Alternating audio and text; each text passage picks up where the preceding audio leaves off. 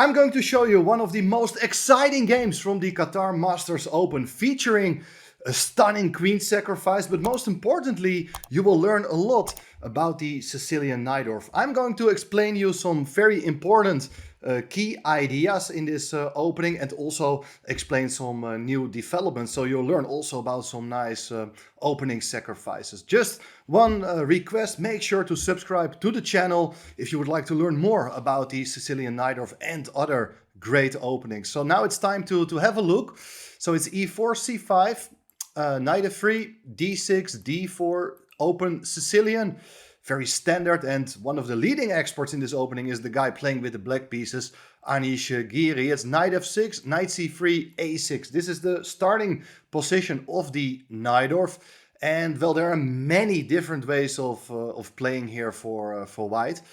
And we cannot cover them all, of course, but one of the sharper moves, and the move which was really popular, let's say in the 90s, it is the move bishop c4. It's an aggressive developing move. The bishop is nicely placed here, putting pressure on this diagonal, and it was also one of Bobby Fischer's favorites to tackle this opening. Nowadays it's considered to be sort of harmless, but this game put some new lights on this opening. So let's see. e6, it's a typical way to neutralize the strength of this bishop. Takes away the pressure against the pawn on f7. White goes bishop e3, bishop e7 played, normal developing move.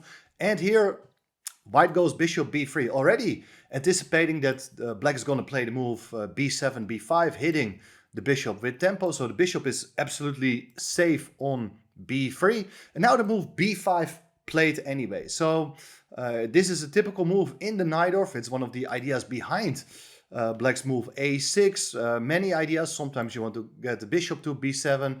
In other cases, you want to advance the pawn to b4. And sometimes it's a combination of these moves. So let's see. White goes queen f3. This is an interesting idea, because the queen is now eyeing the rook in the corner, and black has to be careful. For instance, if you just play a careless move like castling kingside, white has the move e5 with a discovered attack on the rook and the knight, and it's absolutely game over. Black cannot allow that. So instead, you got to do something about the threat of e4, e5. And a logical move here would be to play the move bishop b7.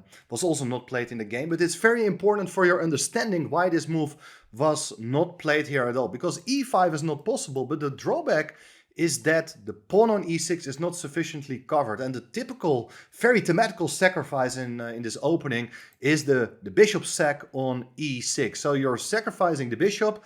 After pawn captures, the knight captures a second pawn, attacks the queen. If the queen goes away, you're grabbing a third pawn with check. Black's king will be forced to stay in the center, and with 3 pawns for the piece, you're developing a tremendous attack, because the black's king is absolutely not safe in the center, and white will find ways to open up the path towards that king. So let's go back. After queen f3, Giri, main specialist of this opening, played the move queen c7. And this is a very typical response worth remembering as well, because now you may think, why not just play e5? We have the same idea, like attacking the knight, attacking the rook, but thanks to the queen on c7, black has the move bishop b7, solving the threat, counter-attacking the queen on f3, and after that you can simply capture the pawn on e5. So this is absolutely unproblematic for black. Let's go back. Instead of e5, Puranik played a very interesting move. He went for the move g4.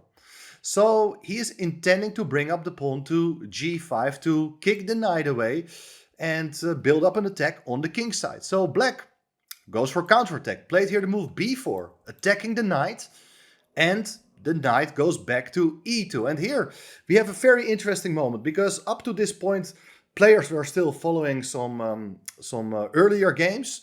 And in one of these games, the move bishop b7 was played. I think it's a very logical move, but it was not played by Giri. And the game they were following was a game between Adiban and Mishra, two very strong, talented players. And now it looks like white is having a problem with a pawn on e4. And Adiban played here the move knight g3, which is interesting, but I can tell you one opening secret now. And apparently one very strong move here for white is to ignore the pawn and play the move knight f4. So the knight, together with the other knight and the bishop, it's eyeing the pawn on e6. But you can just take on e4, attacking the queen. If the queen goes away, we go to h3 with a reason.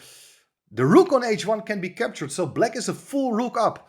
But this is incredibly dangerous for black, because white is going to play here the move g5, attacking the knight on f6. And if the knight goes away, there are all sorts of sacrifices on e6. And despite being a rook down, white is getting fantastic play for the rook. And for instance, if the knight goes away, one other beautiful tactic here is the move g6. This is absolutely brilliant, because you're trying to remove that pawn from f7 so that you're able to take with a piece on e6, preferably a knight.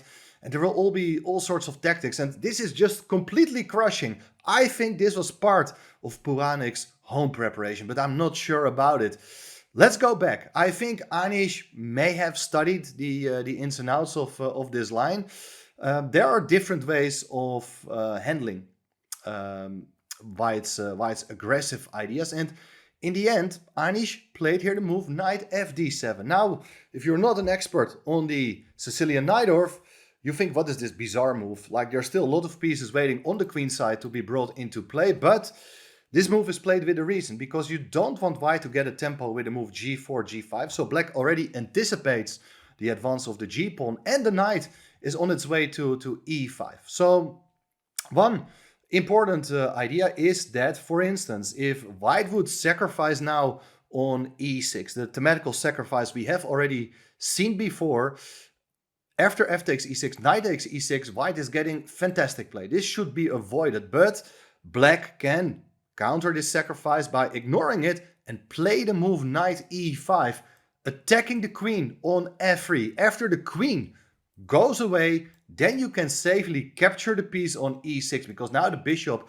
is still controlling that square. This is losing a piece for white. So altogether, we can learn that bishop takes e6 is just wrong. But what is white going to do now? Because, okay, g5 doesn't come with tempo. Black is about to put the knight on e5. And here Puranik goes for absolutely insane idea, something you may have never seen before. At least this concept was completely new to me.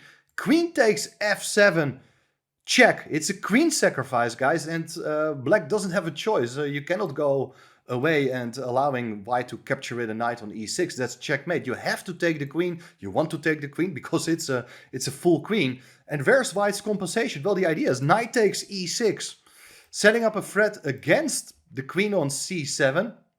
The queen gotta go away. And then we have this nice tandem of bishop and knight, which will set up a discover check against the black king. So let's see. Queen a5 was played. That seems to be the safest square for the queen to go to. If you go to any other square, there's always a discover check so that the knight can attack the queen and the bishop is giving a check. So queen a5 looks absolutely okay.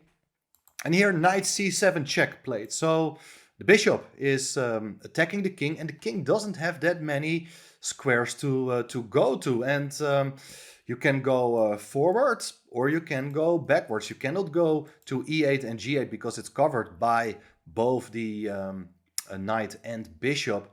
So let's have a look. For instance, if you would play here this move, king to g6, trying to run away, it's knight f4 check.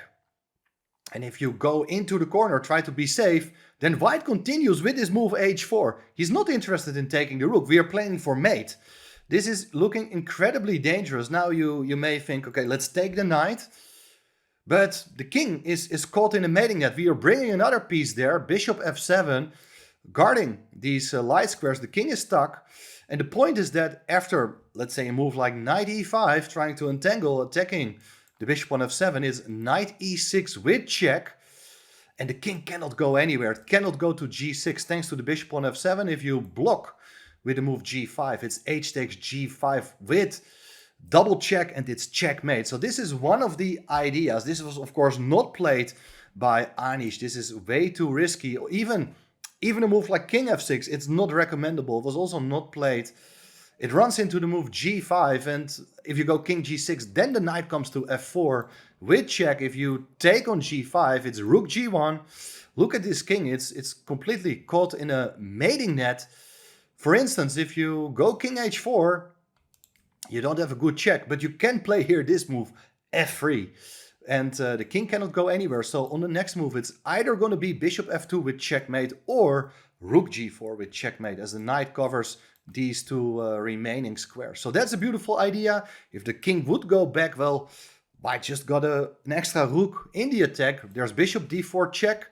And if you block with a knight, it's a knight h5 with checkmate. All the squares have been covered by white pieces. So here we see the strength of this queen sacrifice. One final line after rook g1. If king h6, well, you can just go knight fd5 with a check. You're about to take on e7. If you go king h5, you can even go knight e6, and the knights are coming back, and we will get to see all sorts of mating ideas. This is just going wrong for black. So let's go back to the game. Anish played it safe, played the move king f8 here, and now it's knight e6 again. And apparently the king doesn't have many great squares to go to. If you go to e8, it's knight takes g7, king d8, and it's gonna be a repetition of moves. There's no way out, because after this move knight e6, the king cannot escape to c7. That is just prohibited. Other moves, if you go king g8, it's knight c7 as well. And the only move here is king f8 back with a repetition once again. In the game there followed king f7, and here after knight c7, check, king f8, knight e6, the players agreed to a draw on move 18. But I hope you agree with me. This is probably one of the most exciting games in the Sicilian Night-Off you may have ever seen. A beautiful queen sacrifice leading to a perpetual. It's a draw on move 18, but as I said, maybe one of the most exciting quick draws in chess you have ever seen played at the very highest level. And I hope you learned something about how to play the Sicilian Night-Off, and there are some very typical ideas you may apply in your own games. Hope you liked it. Thanks for watching. Click to subscribe for the channel, and I will welcome you back very soon again. Bye bye.